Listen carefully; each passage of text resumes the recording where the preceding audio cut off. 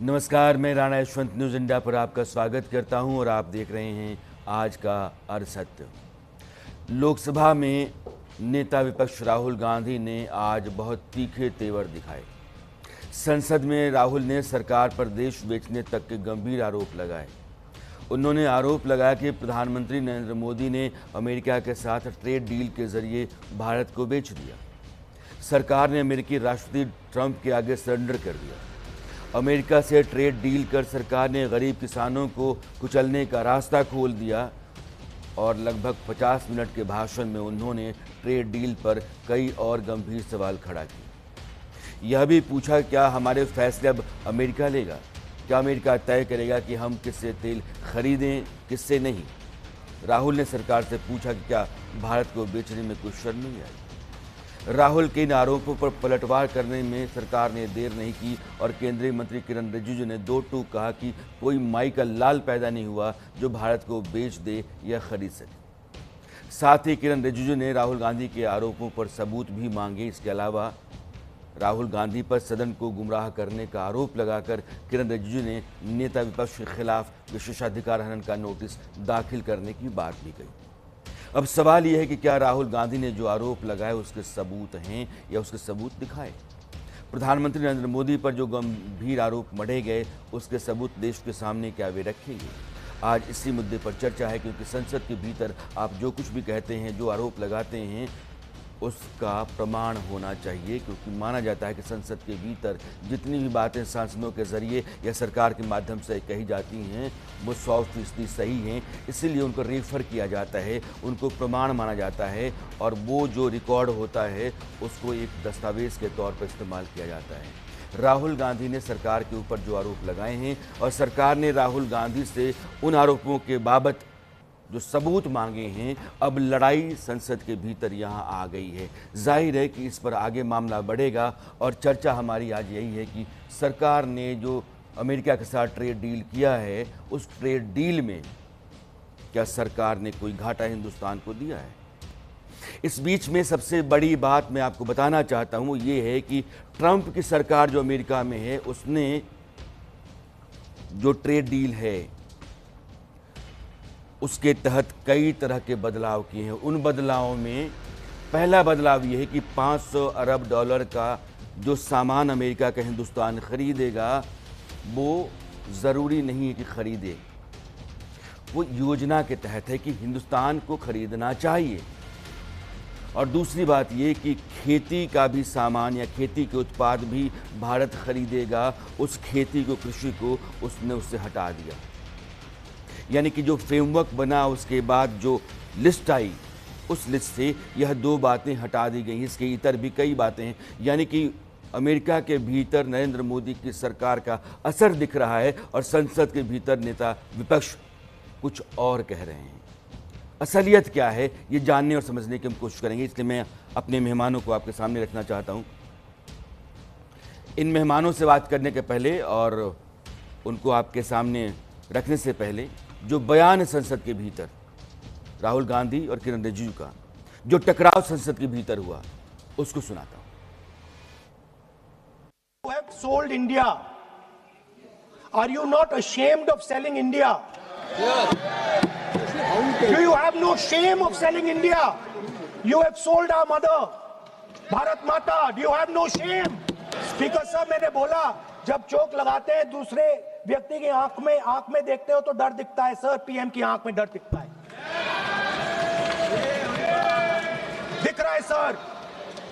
Sir, आंख में आंख नहीं मिला पाते हैं। आज तक कोई माई के लाल पैदा नहीं हुआ जो भारत को सेल कर सकता है, कोई खरीद सकता है, नहीं हो सकता है। और आपने प्रधानमंत्री जी को कहा, मैं दावे के साथ कहता हूं इस देश का आज तक सबसे मजबूत प्रधानमंत्री नरेंद्र मोदी जी है। कोई हिला नहीं सकते, कोई हिला नहीं सकते। आपका कहने से क्या होगा? आप लोगों ने देश को इतना कमजोर बना के रखा है। 2014 तक हमारा देश को आप लोगों ने क्या हालत बनाया और आज देश मजबूती से आगे बढ़ रहा है। आप लोग खुश नहीं है। भारत आगे बढ़ने से कांग्रेस दुखी हो जाते हैं। इसी से तो हम लोग का चिंता है। अब मैं अपने मेहमानों को आपके सामने रखना चाहता हूं। अरविंद मोहन जी देश के जाने माने पत्रकार हैं। अजीत द्विवेदी, माफ़ कीजिएगा, देश के जाने माने पत्रकार हैं आप। ऋषभ तिवारी बीजेपी के प्रवक्ता हैं, हमारे साथ जुड़े हुए हैं। और पंकज शर्मा कांग्रेस की नुमाइंदगी कर रहे हैं। आप सभी मेहमानों का बहुत बहुत स्वागत है। दीपक शर्मा जी, माफ़ कीजिएगा, तो आप सभी मेहमानों का बहुत बहुत स्वागत है। अरविंद जी, अभी मैं देख रहा था जो फैक्ट शीट आई है यूनाइटेड स्टेट्स से, उस फैक्ट शीट में बहुत सारे बदलाव दिख रहे हैं। पहला बदलाव ये है कि 500 अरब डॉलर की खरीद हिंदुस्तान जो करेगा वो बाध्यता नहीं है, वो विकल्प के तौर पर है। दूसरा बदलाव ये है कि कृषि उत्पादों को भी खरीदा जाएगा भारत के ज़रिए, उसमें कृषि को हटाया गया है। इसके अलावा राहुल गांधी ने जो आरोप संसद के भीतर लगाए हैं और अमेरिका की तरफ से जो बदलाव दिख रहे हैं, इन दोनों बातों को आपके सामने रखना चाहता हूं और फिर मैं आपकी राय चाहता हूं। देखिए, दो चीजें हैं। ये पहली बार हम लोग के अनुभव में है कि समझौता हुआ नहीं और उसके कई वर्षन आ गए और उसकी घोषणा कुछ ऐसे होने लगी। ट्रम्प कर रहे हों, उनका अपना स्टाइल होगा, लेकिन हमारी ओर से भी ये होने लगा कि ये मदर ऑफ ऑल डील्स है। इस किस्म का समझौता आज तक हुआ ही नहीं है। तो ये कुछ अजीब चीज है कि जो समझौता अभी हुआ नहीं है लिखत पढ़त में, जिसकी आमतौर पे समझौता होने के, दस्तखत होने के तस्वीरें आती हैं, साझा प्रेस कॉन्फ्रेंस होता है, डील सामने लाई जाती है, उसके पहले ड्राफ्ट के डिफरेंट वर्सन आने लगे। 3 ड्राफ्ट तो मेरे ख्याल आ ही चुके हैं अभी तक, और उस सब में बातें बदली हुई हैं, कोई एक जैसी बात नहीं है।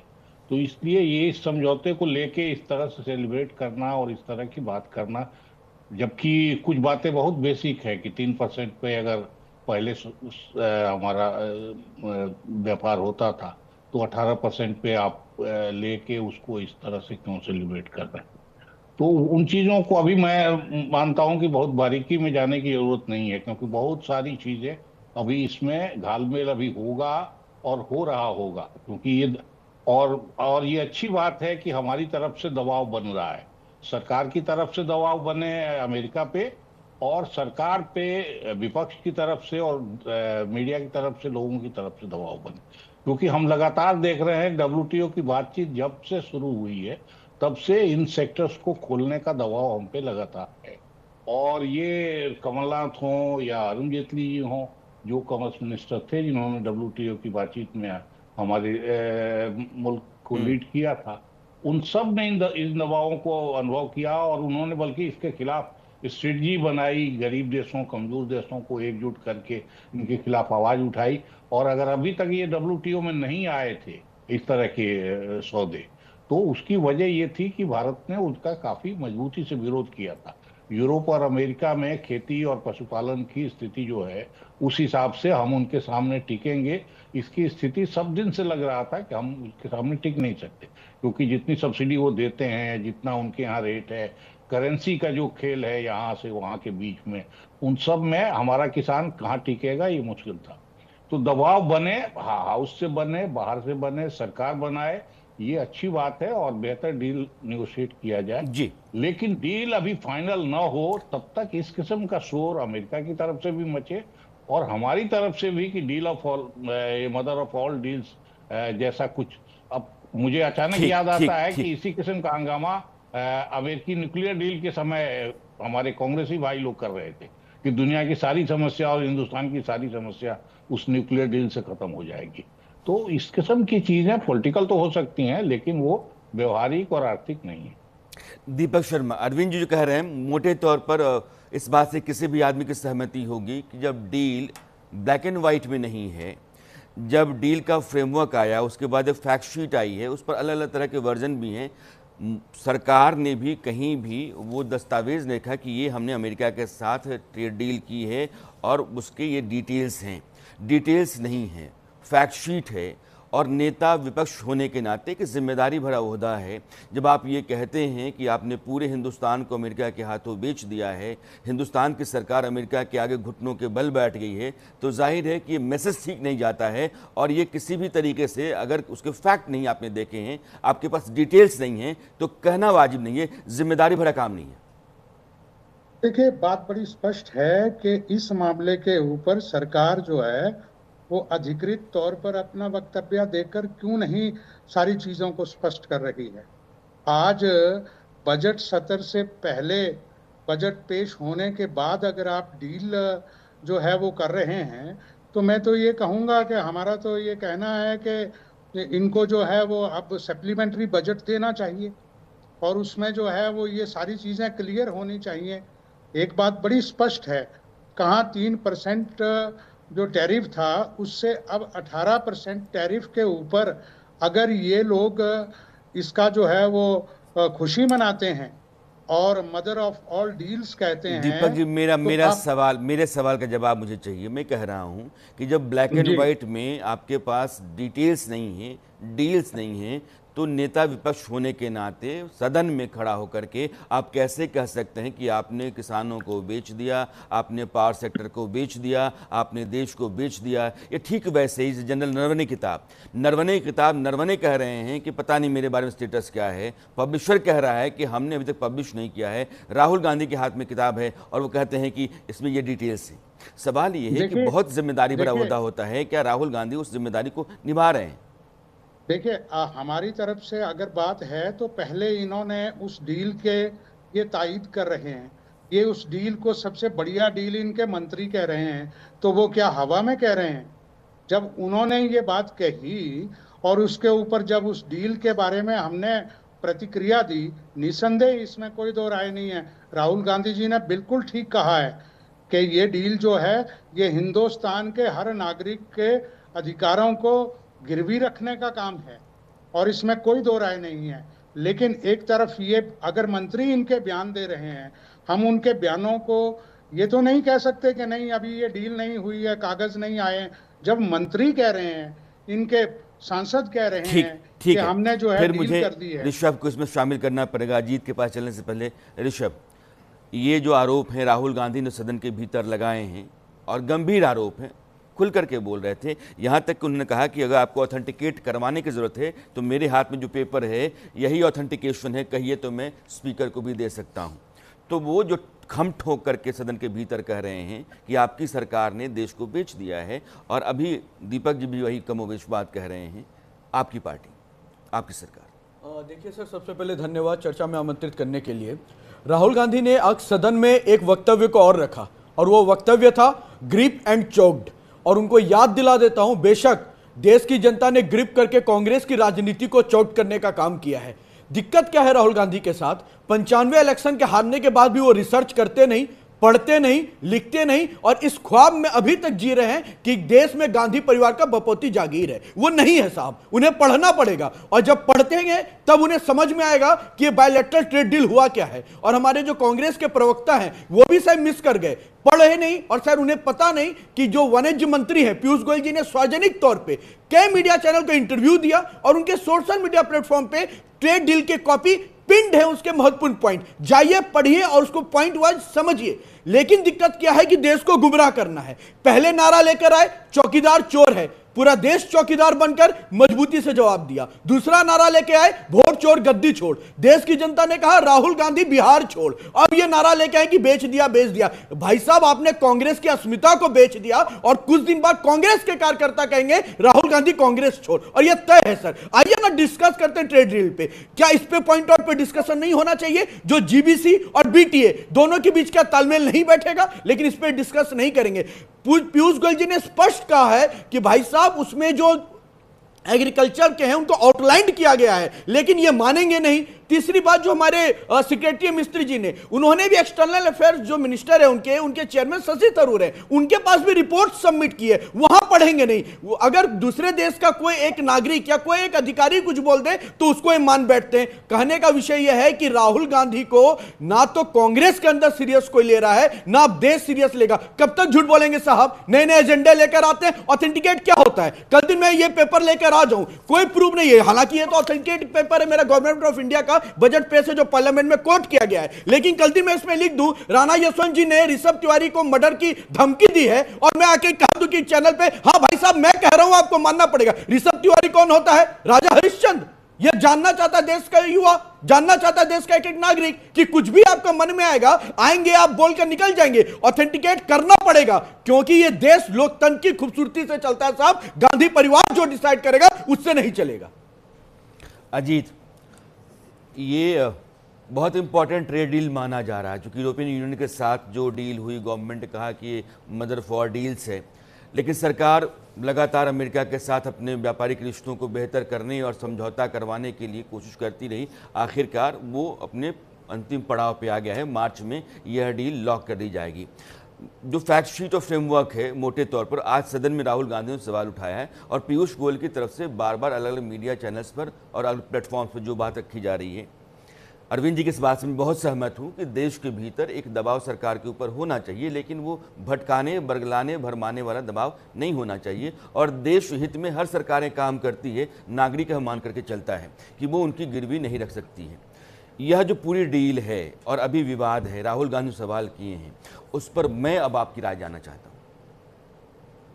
देखिए राणा जी, एक तो इसमें 2-3 बातें हैं जो समझने की जरूरत है। इस डील के पहले या पिछले साल जुलाई के पहले, देखिए यह भी एक बड़ी हैरानी की बात है कि सरकार की तरफ से कहा गया कि जुलाई के पहले की बात मत करिए। जुलाई के पहले की बात तो करनी चाहिए, क्यों नहीं की जानी चाहिए जुलाई के पहले की बात, लेकिन हम उस संदर्भ में नहीं कह रहे।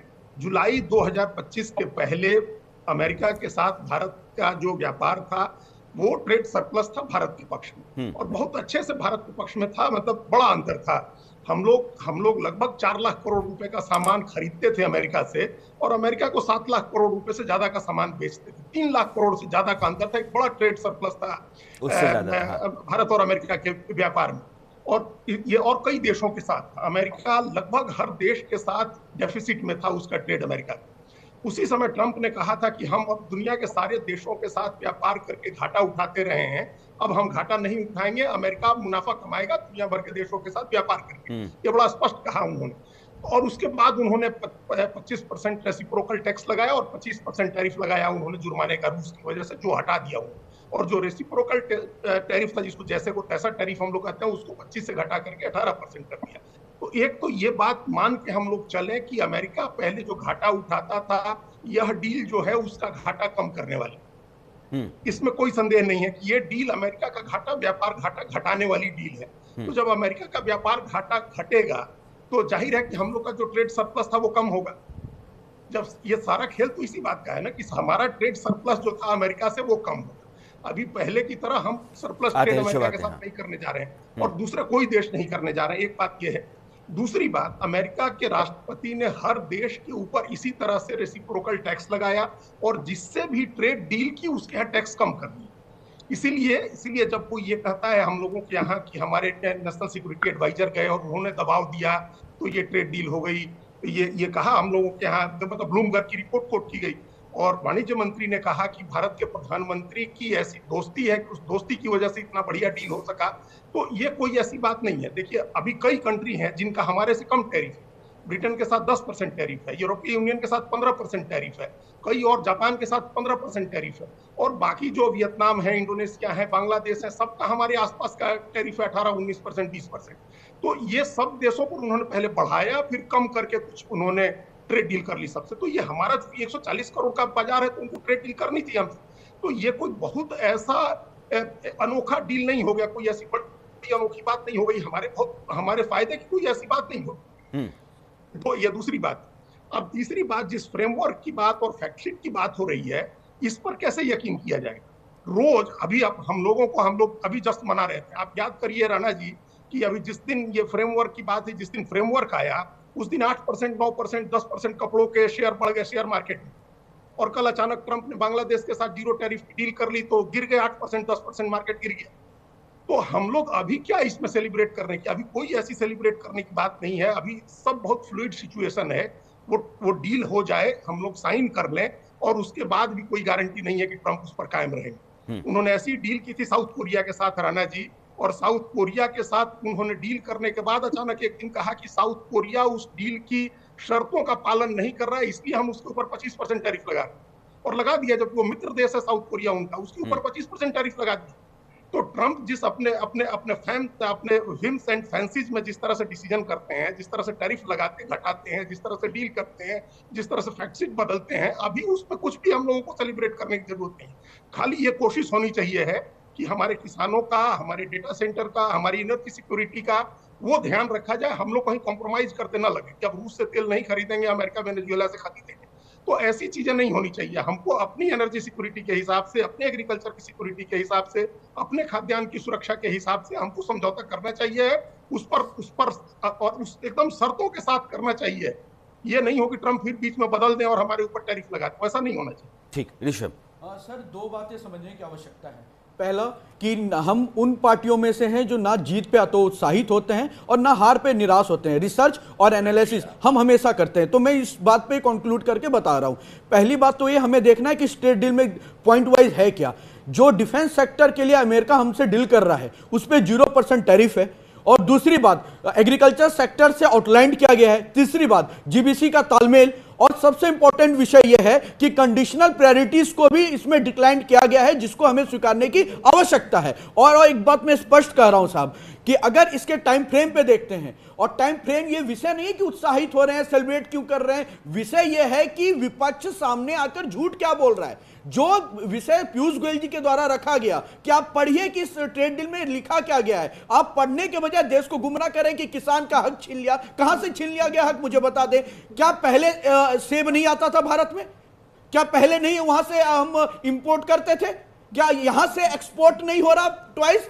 ऊपर से 1 लाख से ज्यादा हम एक्सपोर्ट कर रहे हैं। तो इस चीज को क्या हम दरकिनार कर देंगे? सर, जब ट्रेड डील होता है तो सिचुएशन देख के आधार पे वहां के जो डिसीजन लिए जाते हैं। और आज का सिचुएशन ये है कि अमेरिका हर देश के साथ क्या टैरिफ पे गेम खेल रहा था या नहीं खेल रहा था, लेकिन जब भारत में आई तो उसे 1 साल पेंडिंग अपने सिचुएशन पे रोक दिया गया कि तुम्हारे शर्त अनुसार भारत नहीं चलेगा। और भारत की जो इच्छा है और भारत जो चाहता है, तेल हम जहां से खरीदें हम वहां से खरीदेंगे, हमारा एग्रीकल्चर सेक्टर सिक्योर हो, जिसको लेकर ये ट्रेड डील भी रुका रहा। और अभी भी मैं स्पष्ट कहता हूं, ऐसा कोई भी डिसीजन नरेंद्र मोदी जी के नेतृत्व वाली सरकार कतई नहीं ले सकती जिसमें देश को समझौता करना पड़े। और ये जो बार बार राहुल गांधी जी कहते हैं सर कि देश बेच दिया, देश को गिरवी पे रख दे रहे हैं। देश तो तब संसार हुआ था जब महिलाओं की शौचालय की भी आप लोगों ने चिंता नहीं की थी। नहीं, ये विषय है सर। मैं चर्चा पे आता हूं। ये चर्चा है, ये राष्ट्रहित का मामला है, इसमें पूरा देश शामिल है और इसको इतनी आसानी से हम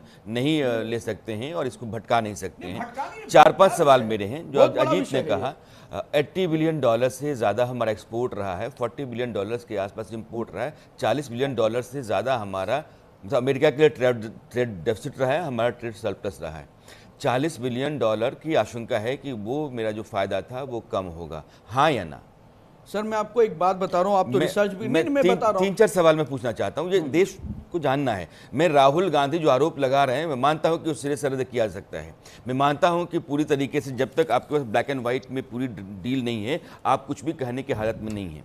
लेकिन आपने कहा कि रूस के साथ हमारे रिश्ते बहुत पुराने हैं और भरोसे के हैं। दुनिया में कोई भी देश जब हिंदुस्तान के साथ मुश्किल घड़ी में खड़ा नहीं होता रहा, उसमें रूस खड़ा होता है। क्या हम तेल रूस से खरीदना बंद करके वेनेजुएला से खरीदेंगे?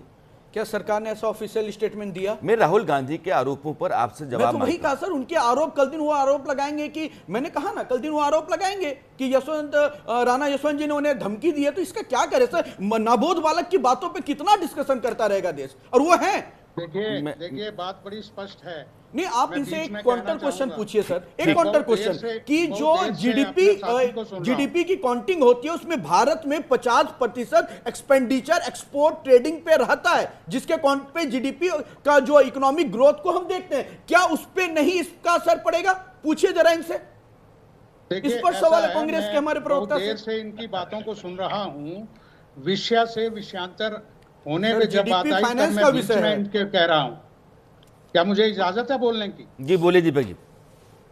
देखिए, बात ये है कि ये जो मेरे साथी बीजेपी के कह रहे हैं, ये ऐसा लगता है इनकी पूरी बातचीत से कि ये इन्होंने गमलों में भी पौधे नहीं लगाए हैं। मैं किसान हूँ, मैं सेब पैदा करता हूँ यहाँ पे। ये जिस सेब की बात कर रहे हैं, आप जरा आइए हिमाचल, आइए आप जम्मू कश्मीर आइए और यहाँ के सेब बागवानों की हालत देखिए कि उनकी क्या हालत है। किस तरह से इनका टैरिफ जो है इन्होंने उसको बढ़ाकर जो है वो कर दिया है। वहाँ का सेब सस्ता है, हमारा सेब यहाँ पे महंगा और सस्ता बिक रहा है। इस 5,000 करोड़ से ऊपर की हिमाचल प्रदेश की, मैं हिमाचल से हूँ, हिमाचल प्रदेश की सेब की फसल आती है हर साल। आज स्थिति ये है कि हम सेब बागवान जो है वो पैदल चलने पे मजबूर हो गया है। इनको ये क्या बात कर रहे हैं? एक सिर्फ राहुल गांधी ने इनको लाजवाब किया है। बात सिर्फ इतनी है भाई साहब कि अमेरिका ने ये डील मोदी सरकार के गले के ऊपर अंगूठा रखकर की है। इसको आप ये मत समझिए कि ये देश हित में है, ये उनके गले पे अंगूठा। मैं आता हूं, चूंकि ये चर्चा बहुत लंबी है और जरूरी भी है, मैं आता हूं। Rishabh 5 second sir. बहुत सम्मान के साथ मैं कांग्रेस के काबिल प्रवक्ता जिसे कहना चाहूंगा, हिमाचल प्रदेश से सर आते हैं, देवभूमि से आते हैं, सम्मान है। मैं भी हिमाचल प्रदेश के हमीरपुर यूना में काफी संगठन के तौर पे प्रवास किया हूं और मैंने वीरभद्र सिंह जी का भी कार्यकाल युवा मोर्चा के कार्यकर्ता के नाते मैंने सर मैं बीच में नहीं इंटरप्ट किया था। सच्चाई सुन लीजिए सर, सच्चाई सुन लीजिए सर, सच्चाई सुन लीजिए सर। मैं सच्चाई बताने जा रहा था। आपने गमले में पौधे की बात कर दी सर। जिसको धान और गेहूं में फर्क नहीं पता जिसके नेता को, उसका प्रवक्ता मुझे गमले और पौधे की बात कर रहा है। गेहूं और ध्यान में राहुल गांधी को पहले समझा दीजिए, फिर बताइएगा मुझे। मैं सेब पे ही आ जाता हूं। किन्नौर के सेब हो चाहे हिमाचल के अनेक जगह, सर मैं मुद्दों पे ही हूं। सेब का मुद्दा आपने उठाया ना सर, मैं सेब की ही बात कर रहा हूं। सेब का मुद्दा आपने उठाया है। वो वीरभद्र सिंह जी के समय से लेकर जब उनके बाद अब आए सुक्कू जी, अरे सैलरी तक नहीं दे पा रहे उन बागवानी वाले लोग को। क्या वो भी ट्रेड डील का सर है? क्या वो भी ट्रेड डील का सर है? क्या दिक्कत है आपको सब्सिडी देने में? क्या दिक्कत है सर आपको? क्या दिक्कत है मुझे बता दीजिए ना। सैलरी तक क्यों नहीं दे पा रहे थे? सब्सिडी क्यों नहीं पहुंचा पा रहे थे? बेंगलोर की कंपनी को आके मेंटेनेंस का काम दे दिए, क्यों दे दिया भाई साहब? किस सेब की आपको लगा कि आप कुछ भी बोल के निकल जाएंगे, तो ऐसा नहीं है साहब। लोग पढ़ के बैठते हैं। हमीरपुर ऊना की बात करके नहीं कर सकते। अडानी ने वहां पे सीए स्टोर्स को नहीं, जो इंपोर्ट्स होते रहे हैं अब वो होते रहे। मेरी लिस्ट, एक लिस्ट मेरे पास है, इसमें एग्रीकल्चर। अरविंद जी मैं आपसे जानना चाहता हूँ, चूंकि मैं कुछ नोट करके ले आया और ये बेसिकली व्हाइट हाउस की जो पोर्टल है उस पर है। उसमें 3 बातें हैं। प्रेसिडेंट ने एक एग्जीक्यूटिव ऑर्डर में $500 अरब की जो अमेरिकी सामान की खरीद की बाध्यता थी उसको हटा करके योजना में शामिल किया। पहला ये। दूसरी बात कि $500 अरब से अधिक के अमेरिकी ऊर्जा, आईटी, कृषि, कोयला समेत अन्य उत्पादों की खरीद की भारत की प्रतिबद्धता की शर्त भी हटा दी गई। इसमें एग्रीकल्चर को पूरी तरीके से बाहर किया गया है। तीसरा कि प्रोडक्ट कैटेगरी लिस्ट में कृषि शब्द को हटाया गया है। कुछ वस्तुओं जिनमें कुछ दालें शामिल थीं उन्हें टैरिफ कट लिस्ट से बाहर कर दिया गया है। और चौथा जो अजीत कह रहे थे कि हमारी जो डेटा सिक्योरिटी है वो बहुत इंपॉर्टेंट है और 140 करोड़ का देश है। भारत अपने डिजिटल सर्विस टैक्स को हटाने की जगह द्विपक्षीय डिजिटल व्यापार नियमों के एक ग्रुप पर बातचीत करने के लिए प्रतिबद्ध है। मैं 2 बातें जानना चाहता हूं कि अगर सरकार का प्रेशर नहीं है और ट्रंप सरकार को यह पड़ी नहीं है कि भारत के साथ रिश्ते खराब ना हो कारोबारी, तो फिर ये बदलाव क्यों किया गया? यानी कि भारत की सरकार ने अमेरिकी सरकार के ऊपर दबाव तो डाला कि आपको हमारे इंटरेस्ट को सर्व करना होगा। नहीं, ये दबाव उल्टी तरफ से मैं मानता हूं कि अमेरिका जो सरप्लस बता रहे थे अजीत, वो सब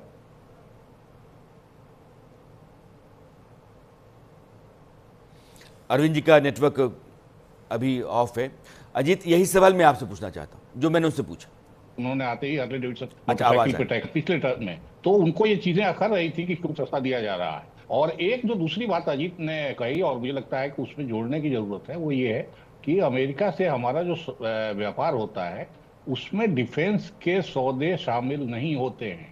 ये मैं बहुत साफ कह रहा हूं कि डिफेंस का सौदा नहीं होता है। तो इसलिए अगर उसमें कोई घाटा रहता भी था हमारी तरफ अगर सरप्लस रहता था, तो उसको हम ये न माने कि हम कोई बहुत बहादुर थे और अमेरिका हम पे कोई बहुत मरम्मत कर रहा था कि वो घाटे का व्यापार हमारे साथ कर रहा था। वो डिफेंस डील्स के जरिए उनकी भरपाई क्या उससे ज्यादा वसूली कर ले रहा था।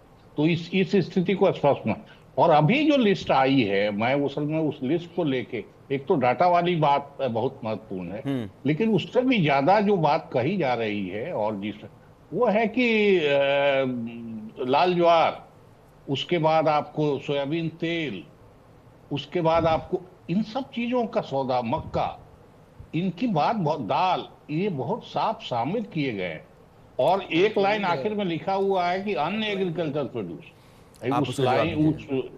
उस गिनती में एक अन्य एग्रीकल्चर प्रोडक्ट शामिल किए गए हैं। तो अगर ये चीजें खुलती हैं हमारे साथ, और मैं देख रहा था कहीं पीयूष गोयल बोल रहे थे कि वो टर्की को हमने सिर्फ परमिशन दिया है, बाकी मांस और इनका नहीं किया है। वो मेरे ख्याल से इस तरह के प्रोड्यूस जो हैं, जो अमेरिका काफी समय से इस चक्कर में था कि हमारे जैसे देशों के मत लगाएं, और फिर ये कि जो समझौता उसने बांग्लादेश के साथ कर लिया, तो ये कहना कि संप्रभुता हमारी पे कहीं दबाव है, दबाव बिजनेस से इसी तरह पड़ता है कि आप रूस से डील मत करिए, वेनेजुएला से कर लीजिए, कपड़े का व्यापार आप हमारे साथ करिए, लेकिन कपास हम बेचेंगे बांग्लादेश को, जो बांग्लादेश को हम कपास देते थे। तो इस किस्म की चीजें अगर कर रहा है अमेरिका, तो उसको भारत पे दबाव क्यों न माना जाए। और अगर राहुल गांधी उसको पॉइंट आउट कर रहे हैं हाउस में, तो वो मेरे ख्याल से वो दबाव सरकार को महसूस करना चाहिए कि ये मुल्क की आवाज है और इन चीजों पे हम अभी, तो इसलिए अगर फाइनल डील नहीं हुआ है कुछ भी, और उस तरह के कमिटमेंट सरकार ने नहीं किए हैं लिखत पढ़त में, तो इन इश्यूज का ख्याल वो रखे। ये अच्छी बात है कि ये चर्चाएं अपने यहाँ आ रही हैं और आने लगी हैं। हमने पाया है WTO डील के समय में, फिर कह रहा हूँ 30 साल पहले का किस्सा, कि जब डंकल ड्राफ्ट को ले आके चुपचाप यहाँ बांट दिया गया और किसी को उसकी, हमारे एमपीओ को उसकी समरी दी गई और अधिकांश एमपीओ ने उसको खोला भी नहीं था। उसके बाद धीरे धीरे जब चीजें सामने आने लगी छोटे छोटे लेवल पे, तभी भारत सरकार खड़ी हुई, तब उसने दुनिया, और हम पाते हैं कि एक पैरेलल WTO के खिलाफ रेजिस्टेंस का मूवमेंट खड़ा हो गया, वर्ल्ड सोशल फोरम आया, और फिर हम डेमोक्रेटिक सिएटल की जगह दोहा में ले गए बातचीत, इसलिए कि वहां तानाशाही थी। लेकिन तब भी वो बातें सामने पूरी तरह से नहीं आई, क्योंकि यूरोप के और उनके किसानों का दबाव बहुत ज्यादा था। तो मुझे लगता है कि अगर पब्लिक डोमेन में ये सारी सूचनाएं आ रही हैं और इनका दबाव बन रहा है, तो ये डेमोक्रेसी के लिए अच्छी बात है। और समझौता चाहे इस तरफ के दबाव से हो या उस तरफ के दबाव से, दोनों पक्ष इसको महसूस करे कि भाई हम अपने किसानों के हित की बात अमेरिका अगर कर रहा है, तो उसको फिर ये भी याद दिलाना चाहिए कि हिंदुस्तान के किसान भी हैं, आपसे बदहाल स्थिति में हैं, आप जितनी सब्सिडी नहीं पाते हैं, आप जिस लेवल पे खेती करते हैं या एनवायरमेंट जिस तरह से बाहर रखे हुए हैं, उस किस्म की चीजें वो नहीं करते हैं। और इस किसान के लिए 2 गाय रख लेना, 1 गाय रख लेना, आधा एकड़ 1 एकड़ जमीन, उसके जीवन मरण का सवाल है। तो आपको वो डील करते समय उनके हित का भी ध्यान रखना होगा। तो अगर ये दबाव बनता है तो मुझे लगता है कि ये अच्छी बात है, इसमें पूरा कुछ भी नहीं।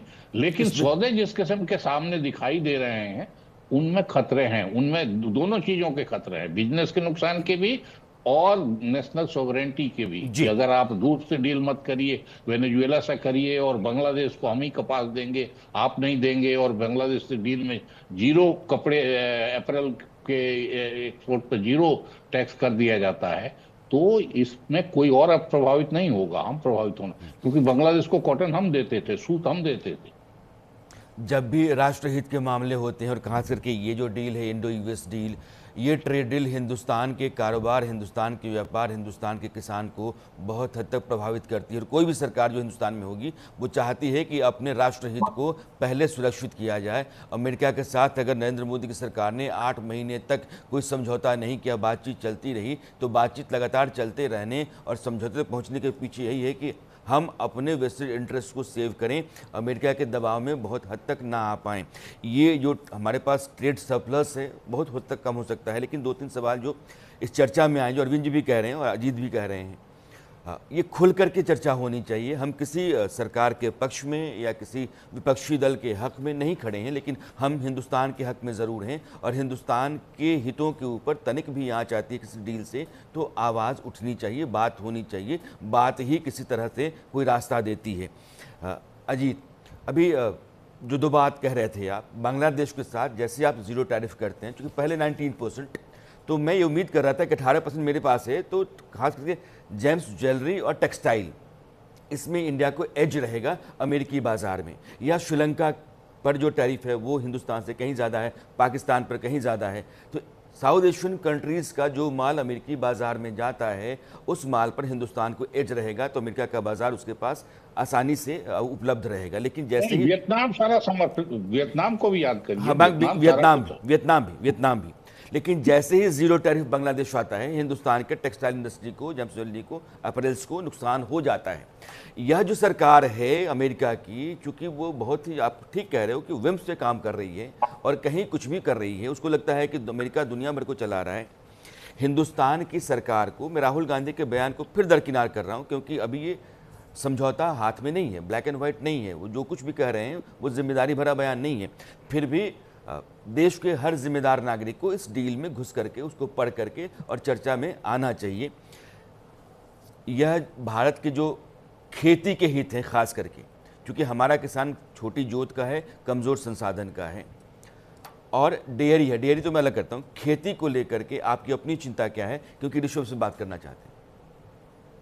नहीं, देखिए वो तो तमाम चिंताएं बताई ना अभी अरविंद जी ने। हम लोग एकदम पहले भी जब भी WTO की भी बात होती थी तो ये शर्त हम लोग की तरफ से रखी जाती थी कि या तो आप भी सब्सिडी खत्म कर दीजिए, सब्सिडी खत्म करिए, लेवल प्लेइंग फील्ड तो कहीं ना कहीं होना चाहिए ना। तो अमेरिका में क्या सब्सिडी है, एक मोटे तौर पर समझिए कि लगभग 60 लाख रुपए की सब्सिडी एक किसान को मिलती है साल। 60 लाख रुपए की सब्सिडी राणा यशवंत जी, और हम लोग 500 रुपया किसान सम्मान निधि देते हैं। तो उसके सामने कैसे हम लोग, हमारा किसान कैसे उसके साथ उसकी बराबरी में बिजनेस कर सकेगा। एक सिंपल अभी एक फिगर हम देख रहे थे और हम लोग पहले से भी जानते हैं, $23-25 से लेकर के $30 तक की सब्सिडी एक गाय पर है अमेरिका में। तो हम लोगों का जो गाय पर, जो अभी कहा अरविंद जी ने कि एक पशुपालक जो है हमारा, एक गाय 2 गाय है, वो कैसे उसी का दूध बेच करके काम चला रहा है, वो कैसे फिर उसके साथ मुकाबला कर सकेगा। हम लोग जिस अभी अब बांग्लादेश के जिस डील की बात हुई, हम लोग को दोहरा नुकसान हुआ है राणा जी, 2 तरह का नुकसान हुआ। पहला तो एक जो हम लोगों को एज मिलने की संभावना थी कि टेक्सटाइल में हम लोग को एक बढ़त मिलेगी क्योंकि हम लोग का टैरिफ उससे कम है, तो वो खत्म हो गई। और दूसरा, हम लोग जो कपास भेजते थे बांग्लादेश की तरफ, सूट भेजते थे वहां, वो हमसे नहीं खरीदेगा, वो भी वो अमेरिका से खरीदेगा। मैन मेड फैब्रिक्स भी और कपास भी, और उसका बना हुआ कपड़ा बेचेगा अमेरिका को, उसको जीरो टैरिफ लगेगा। इसी की वजह से कलर बिन मिल से लेकर के और तमाम कपड़े के आप देखिए कि सबके शेयर गिरे 8% 10%। तो ये भी किसान का ही जुड़ा हुआ मामला, ये भी किसान का है। और कुछ प्रोडक्ट्स जो अभी बता रहे थे अरविंद जी, जो प्रोडक्ट्स की लिस्ट आई है, हम लोगों ने अखबारों में ही पढ़ा है, क्योंकि अभी ट्रेड डील तो कोई आएगी तो हम लोग देखेंगे। आप देखिए सोयाबीन तेल पर कितना टैरिफ लगता था, हम लोग कितना टैरिफ लगाते थे, 45% टैरिफ था, 45%।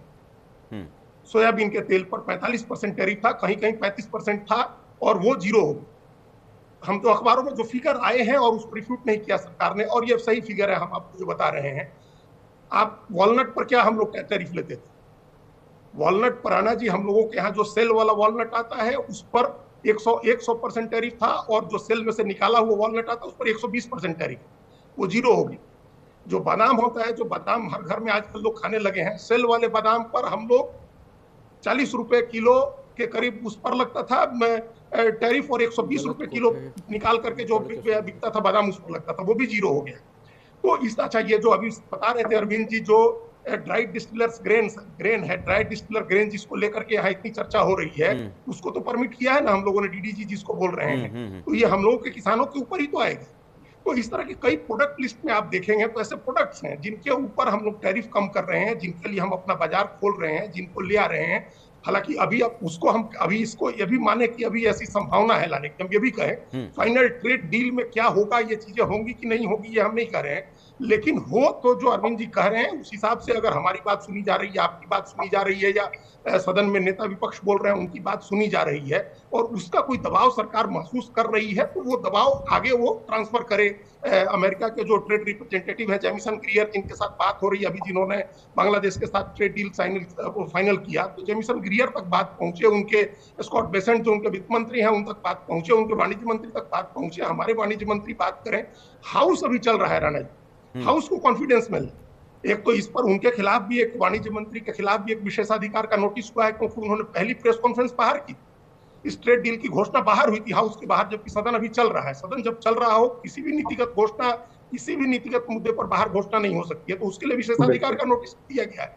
तो हाउस को कॉन्फिडेंस में लीजिए, सदस्यों से बात करिए, जो पुराने वाणिज्य मंत्री हैं उनसे बात करिए, हम लोग कैसे अपने इंटरेस्ट को ज्यादा से ज्यादा प्रोटेक्ट कर सकते हैं, इस बात पर जाइए। और अभी जैसे अभी हम लोग किसी प्रवक्ता की बात का जवाब देने का वो कोई मतलब हमारा नहीं है, लेकिन हम लोगों ने कोई रिटर्न ऑर्डर नहीं दिया, कोई रिटर्न ऑर्डर नहीं दिया कि तेल खरीदेंगे कि नहीं रूस से, लेकिन 1/3 हो गया तेल खरीद, 1/3 कम कर दिया तेल खरीदना। हम जितना खरीदते तो उससे 33% कम हो गया तेल खरीद। उसने रोजनेफ्ट और एक दूसरी बड़ी कंपनी है तेल पर, उस पर अमेरिका ने पाबंदी लगा दी, बैन कर दिया, तेल खरीदना 1/3 कम हो गया। और हम लोगों ने वेनेजुएला को ऑर्डर बढ़ा दिया, हमारे यहाँ से जो सरकारी कंपनियां हैं उन्होंने 40 लाख बैरल खरीदने का ऑर्डर कर दिया। प्राइवेट कंपनी जो हम लोग की सबसे बड़ी रिफाइनरी है उसने 20 लाख बैरल का ऑर्डर कर दिया वेनेजुएला को। और वेनेजुएला का तेल रहना जितना कठिन है, उसको sweet and light and sweet उसको क्रूड बोलते हैं, जिसको रिफाइन करने में बहुत ज्यादा खर्च आता है। और हमारे यहाँ उस तरह की रिफाइनरी की फैसिलिटी नहीं है, हम लोग वेनेजुएला से खरीद रहे हैं, हम लोग अमेरिका से तेल खरीद रहे हैं। बिल्कुल 3 लाख करोड़ रुपए से ज्यादा का तेल हम लोग खरीदने लगे अमेरिका से, और हम लोग 18 लाख करोड़ का तेल खरीदते थे रूस से, जो घट के 12 लाख करोड़ आ गया, 6 लाख करोड़ का कम हो गया खरीदना। वो अब आने का रास्ता जो था, रूस से जो तेल ले आते तो साउथ अफ्रीका से घूम करके हमारे यहाँ आता था, 32 दिन में आ जाता था। अभी हमको अमेरिका से तेल ले आना, वेनेजुएला से तेल ले आना, तो ये सब चीजें ट्रांसपोर्टेशन कॉस्ट भी बढ़ेगा, इसमें कोई दो राय नहीं है। शामिल करना चाहिए। सौरभ, चूंकि अपने इस चर्चा में तमाम सवाल सुन लिए हैं, दोहराने की कोई जरूरत नहीं है, मैं चाहता हूं कि आप उन पर बारी बारी से पार्टी का पक्ष बहुत शालीनता के साथ मैंने सबके प्रश्न को सुना, अब मैं जवाब दे देता हूं। पहली बात तो ये सरासर गलत बोला जा रहा है आपके चैनल पे कि वो अखरोट पे, फिर उस पे सीड्स पे, उस पे से टैरिफ रिड्यूस कर दिया गया, बिल्कुल रिड्यूस का एलिमिनेट कर दिया गया, हटा दिया गया। कहां लिखा है साहब? आप अगर पीयूष गोयल जी का स्टेटमेंट, ऑफिशियल स्टेटमेंट जूम कर दीजिएगा, उनके सोशल मीडिया पे भी है, सीधे तौर पे लिखा गया इंडिया विल एलिमिनेट और रिड्यूस टैरिफ। तो रिड्यूस अगर टैरिफ अमेरिका कर रहा है तो इंडिया भी कुछ चीजों पे रिड्यूस कर रहा है, एलिमिनेट कर दिया गया, अभी ऑथेंटिक रूप से नहीं आया है, तो क्यों झूठ बोल रहे हैं चैनल पर बैठ के? आपके पास ऑथेंटिकेट कीजिए, कहां से बोल रहे हैं? सीधा 1-to-1 क्वेश्चन है, ऑथेंटिकेट कीजिए, कहां से बोल रहे हैं आप? ऑथेंटिकेट चैनल पर कोई गलत बोल रहा है, क्या गलत बोल दिया चैनल पर? नहीं गलत है ना सर, आपका रिड्यूस आपने हटा दिया, कहां हटाया? इंडिया गवर्नमेंट ने कहां लिखा हटा दिया? हटा दिया है, वॉलनट पर से टैक्स हटा दिया है। मैं वही कोट कर रहा हूं जो मंत्रालय कह रहा है, मैं वही कोट कर रहा हूं जो मंत्रालय कह रहा है। और दूसरी बात मैं कह रहा हूं, उन्होंने क्या, अरे मंत्रालय क्या कह रहा है? तीन दस्तावेज तो मंत्रालय। सर मैं जवाब दे रहा हूं, आप लोग सब वरिष्ठ हैं, एक युवा आदमी को बोलने दीजिए। नहीं, लेकिन मैं जवाब दे रहा हूं। जब कोई बात, ये मेरा मंच है और मेरे यहाँ जितने भी मेहमान हैं वो पूरी तैयारी के साथ आते हैं, उनके अपने सोर्स होते हैं, जाहिर है कि आप गलत बयानी ना कीजिए, आप अपना पक्ष जरूर रखिए। मैं कोई गलत बयानी नहीं कर रहा हूं सर, गलत कोई बोलेगा तो रोक, मैं अपनी पार्टी के बाद में बोलूंगा। आप ये नहीं कह सकते कि आप गलत बोल रहे हैं, आप अपना पक्ष रखिए, आप अपना पक्ष रखिए। मैं नहीं, तो आप इस चीज को अगर आपके चैनल पे आप बुला के आप झूठ चलाइए, मुझे कोई दिक्कत नहीं है, लेकिन मैं बैठूंगा तो मैं सच की बात करूंगा, मुझे उससे कोई शक नहीं है साहब। मैं आप अपना पक्ष रखिए, लेकिन वॉलनट पे टैरिफ कट है सर, कट और हटा देना दोनों में डिफरेंस होता है या नहीं होता है? तो पहले जब ब्लैक एंड व्हाइट में नहीं है, कुछ तो लाजमी है ना। नहीं, जीरो वर्ड यूज किया भाई, टैरिफ एंड नॉन टैरिफ को जीरो करना है। Understand what I am also saying sir, मैंने कहा रिड्यूस एलिमिनेट में अंतर होता है, और अभी कहीं ऑथेंटिक आप दिखा दीजिए ना एलिमिनेट का। मैं उस पे आता हूं जो कपास की भी बात कही गई, इन्होंने कहा कि अगर कपास अमेरिका देगा तो उसके बाद फिर जो टैरिफ जीरो कर दिया गया बांग्लादेश के लिए। मैं आपको एक छोटे एग्जांपल से समझाता हूं सर, बहुत सिंपल सा। ये पानी का बोतल है, इस बोतल में पानी है और ये खोखला बोतल है।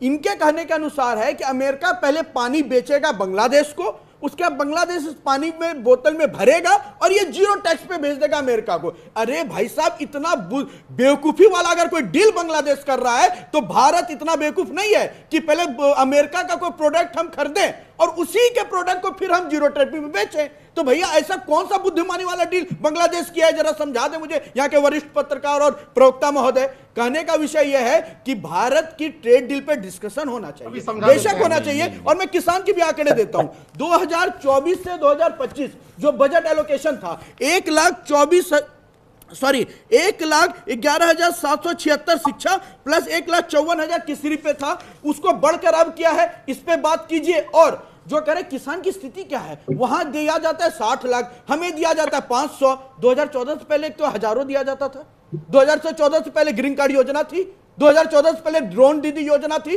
2014 से पहले किसान समृद्धि बीमा योजना थी, 2014 से पहले किसानों को सशक्त करने के लिए फर्टिलाइजर के लिए ऑनलाइन स्कीम चलाए जाते थे। 2014 नहीं सर, जो केवल आलोचना करने के लिए राजनीतिक मोतियाबिंद को हटाना पड़ेगा। सरकारें जब आती हैं तो सरकारें देश की बेहतरी के लिए आती हैं, बेहतर ही कर रहे हैं, चुनकर के भेजते हैं। बेहतर ही कर रहे हैं। योजनाएं अगर सरकार चलाती है तो उसकी उपलब्धि नहीं है, वो उसका दायित्व है। सब्सिडी को मेरा नजरिया बिल्कुल अलग है। सरकारों ने अगर देश के भीतर अलग अलग योजनाओं के जरिए लोगों तक फायदा पहुंचाया है तो वो उसकी कोई उपलब्धि नहीं है, वो उसका दायित्व है। लेकिन जब हम दुनिया के किसी बड़े देश के साथ ट्रेड डील में आते हैं और उसमें हमारे देश का हित कहां तक सुरक्षित है, अगर इस पर खुलकर चर्चा करते हैं तो उसमें गलत क्या है? सर मैं गलत कहां कर रहा हूं, मैं तो आपके चर्चा का स्वागत कर रहा हूं। लेकिन अगर कोई एक पैनलिस्ट ये कह रहा है कि किसान का कंपैरिजन किया दूसरे देश से, तो भाई दूसरे देश से जब कंपैरिजन कर रहे हैं तो अपने देश के इतिहास को भी याद करने की आवश्यकता है कि पहले क्या कंडीशन थी और अब क्या कंडीशन है। रबी, ये किसान की बात कर रहे थे, रबी अभी फसल क्या दीपक था? शर्मा बोलेंगे सर मैं कह रहा हूं 634 रुपए रबी फसल थी, 2400 के अप्रोक्सीमेटली अब हुई, तो 4 गुना बढ़ा या कम हुआ? मुझे जवाब दे मुझे। लेकिन चलिए महेश शर्मा जी, दीपक जी पहले आप बोल लीजिए। हाँ देखिए, मैं बस मेरे पास सिर्फ 3 मिनट है, मैं तीनों मेहमानों को 1 मिनट देना चाहता हूँ। आदरणीय अरविंद जी और अजीत जी ने जो तथ्यपूर्वक बातें रखी, मैं उनसे पूर्णतः सहमत हूं और ये दबाव बिल्कुल बनना चाहिए देश हित में, इससे भी मैं सहमत हूं। लेकिन मैं इतना कहना चाहता हूं कि ये जो डील हो रही है, जिस तराजू में हो रही है, उसमें एक तराजू के एक पलड़े पे ये डील है और दूसरे तराजू के ऊपर एप्स्टीन की फाइल है। इसलिए वही होगा जो ये दिखाया जा रहा है। जहां तक इन लोगों की बात है, इन लोगों ने सीयूपी सप पढ़ा है, इनको कप नहीं पढ़ाया गया है। ये इनकी विचारधारा है, ये वही कहेंगे जो इनको पढ़ाया गया है। ये तथ्यों पे बात नहीं कर सकते हैं। मैं बस इतना कहना चाहता हूँ, ये डील सर बहुत सम्मान के साथ इस पे जवाब दे रहा हूं। जो एप्स्टीन फाइल की बात आपने कही, हमारे आदरणीय केंद्रीय मंत्री हरदीप सिंह पुरी जी ने अभी 4 बजे प्रेस कॉन्फ्रेंस किया, और अगर आप उसको सुनते समझते तो पता चलता है कि 2008 में जब वो सेवा से हटे, उसके बाद केवल 3 से 4 बार ऑफिशियली किसी फंक्शन में मीटिंग हुई। कहां हुई?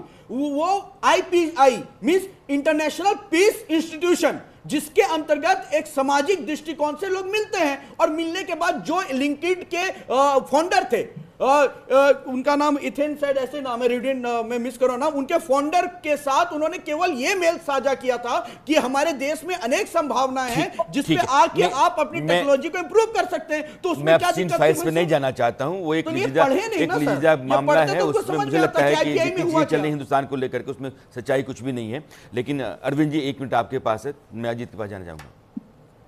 देखिए, अजीत जो गिनती गिना रहे थे वो बहुत बड़ी है, और उस गिनती में जैसे सोयाबीन तेल तो हम खाते ही नहीं थे, और सोयाबीन उगाना हमारे लिए इसलिए हुआ कि हम यूरोप और अमेरिका के लिए खली और प्रोटीन वाला खली दें, जिससे उनका मांस और मछली का बिजनेस चले।